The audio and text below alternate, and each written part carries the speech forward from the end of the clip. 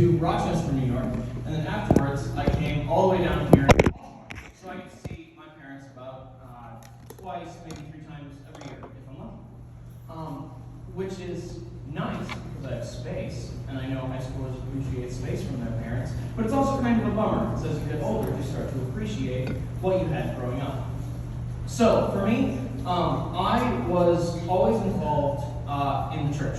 I went to Christian schooling, I went to church, I served at my church, I was mixing audio, I was doing visuals, I was doing the camera job really, really poorly, because for some reason someone trusted me. And so I grew up and I knew God the entire time. And then eventually I went off to Rochester and I said, hey, let's try something new. So I took everything that I knew about God and I put it into this box and I filed it away and I tucked it under my bed saying, when I need it, it's right there. I can pull all of the knowledge right back out from the box and I'm good. And so I went to college. And I went and I did all of the things that you see in the movies. Hung out with friends, met new people. I tried the alcohols a few years early. Big time. Hey, I was listening. I mean, I took directions from T Swift's 22 and tried to make every year like I was 22. What did that mean? I don't know. It's kind of nerdy. But anyways, so eventually, I got to the point where I had achieved everything on my list. I had stayed up past midnight. I had gotten drunk once. I had crazy friends. We had kind of crazy parties that never quite lived up to the hype. And I was sitting there and I was like, is this it?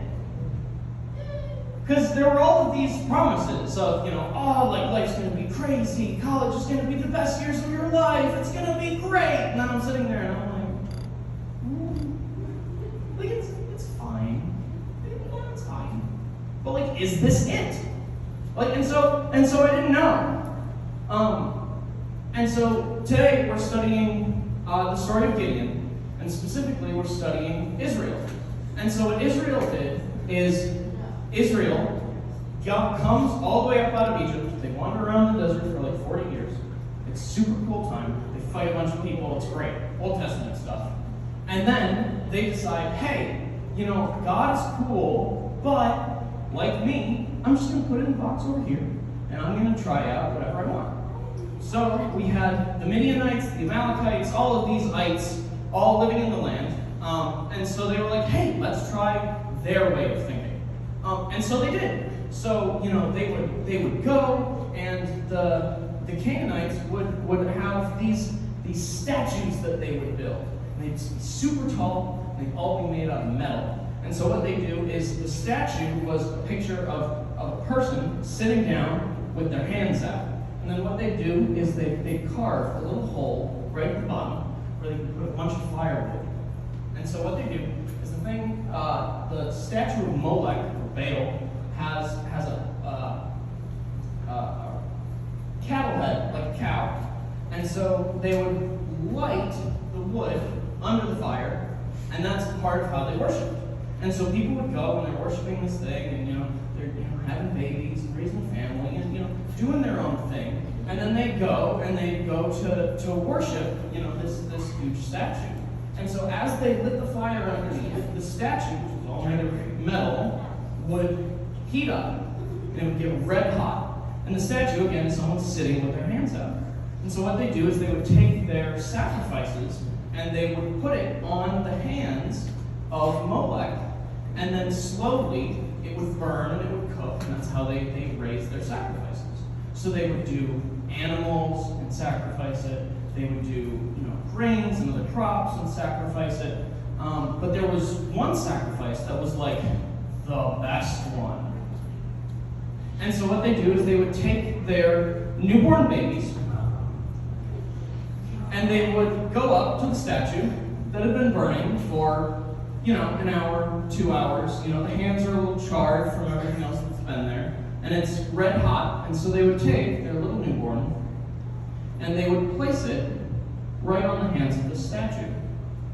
And then they would take a step back and they would watch as their child would be slowly cooked to death. And so the baby would be sitting there, and it would be screaming because it's dying. And the parents most likely would be crying their eyes out because they just sacrificed their new baby boy. Just a few months ago, it was in the mom's tummy, but now it's dying there, getting cooked. And for most, it was a traumatic experience, and for others, they had just seen it so many times that they were just completely numb. Like they didn't notice, they didn't really care anymore. This was just life. And so the Israelites found themselves doing this, and they said, "Is this it?" But some of them went a step further. And so some of them cried out, "Seka!" Which is a scream that the Israelites were familiar with, because it's the same one that they used when they had been slaves in Egypt for 400 years. Back then, they cried out to anyone who would listen because they forgot who God was. And the same way here, they cried out. They knew this was wrong, but they didn't know what to do about it. And so that's where Israel is. So, the beautiful thing is, despite all of this, and despite what happens, God was still present. He was still with his people. God was still patient. He saw all of the errors that they were doing, and he stuck with them. And finally, God was purposeful. He had a plan, and he was going to save them. So, how do you take on something like this, where everyone's doing these horrible things? You need a hero. You need someone who's the best. You need a soldier. You need someone who's strong. You need someone who's great. And so, what did God send? The opposite. He goes to Gideon, and he says, "Gideon, mighty warrior." And Gideon is like, "Me? What do you mean, me?" Because Gideon was from the weakest tribe in Israel, and even in there, he was from the weakest clan in Israel, and even from there, his family was the weakest, and then in his family, he was the weakest. So when God finds Gideon, Gideon is literally sitting in a hole in the ground, hiding from everyone, and he's just trying to knock a bunch of wheat with some stones to get enough flour to make one loaf of bread, because his family is probably starving to death. Delicious. And so God says, "You are my choice." And Gideon is like, "Are you kidding me?" And God says, "No, because it's not about you. It's about me. It's about God." And so eventually Gideon says, "Okay, sure, if it is you, then you're going to ask me to go cleanse the land from all of these people, like all these Canaanites who came in and ruined the land, all the Midianites and such." But Gideon's no warrior, as we've already established. So Gideon needs a little bit of reassurance. So he goes and he says, "Hey, God, hey, I'm really trusting you, right? Can you do me a favor?" So he takes a fleece, he just takes a little bit of sheep's wool, and he puts it on the ground. He says, "Okay, God, here's the deal. I want to make sure you exist before I go die for no reason. So can you just do me a favor and make the fleece really wet in the morning and make the ground really dry? And then I'll know, right? Simple science test, we'll just test it out. Right? He goes to bed, he wakes up, and it's the same thing. And he's like, now that I think about it, that might be how science works, because I've never done a fleece test on an average day when I didn't ask God about it. So God, hey, one more time, how about what if the fleece is dry and the ground around it is wet? So he goes to bed, and God is patient. And so God does it a second time. And Gideon's like, "Oh! So I do have to do this then?" And God says, "Yes." And so Gideon goes, and he blows the trumpet to all the people, and everyone comes running towards him, and he gets 32,000 men. Gideon's sitting there, and he's like, "That's a good army." And God's like, "It's too big." And Gideon's like, "Have you seen war?" like, big army, big winnings. And God's like, yeah, but remember, I chose you, Gideon, because this victory isn't about you. And so the same way, if you win with this big army, you're going to take all the credit. And that's not the point. So God says, hey, go to all your people and say, if you're scared, go home. And Gideon does. And 22,000 people leave. And suddenly, he has 10,000 people left. And Gideon's like, well, my enemies have like 100,000, so we're still outnumbered like 10 to 1. But like, maybe there's a chance. Like, sure, I bet we can do it. Sure, it'll be fine. God's like, nah, it's still too big. Gideon's like, what? Because again, he's about to go to war. Like, he's about to have his head chopped off because he doesn't have enough people. He's leading them, so they're going to treat him the worst. And God's like, no, you're going to go down to the water and have people drink, and then if they scoop water with their hands and drink it that way, then you can keep those guys. But anyone else who drinks like way more efficiently and just laps it up like a dog, like, you're going to send those home. Gideon's like, well, I did the whole fleece test. I guess I can trust you one more time, right? And so he does. And Gideon's left with 300 people against 100,000. So, also known as everyone on a football team against everyone in the stadium. Okay, so Gideon finally goes, and he has his opportunity. So it's nighttime, and Gideon goes and he arms all of his people with the greatest weapons of all. Right, his opponents have swords and spears, and Gideon has his people with torches, a clay pot, and a trumpet. Yeah. No way. So Gideon's like, if we do this at noon, we're probably just going to get smoked. So they go and they sneak up in the middle of the night. And what the Midianites were doing is they were sleeping down in the middle of a valley, so they're nice and safe, and protected from the wind. It's not as cold. It's a good reason. But Gideon and his 300 guys, they go and they sneak, and they surround the whole place. And then all at once, Gideon goes and he blows his trumpet.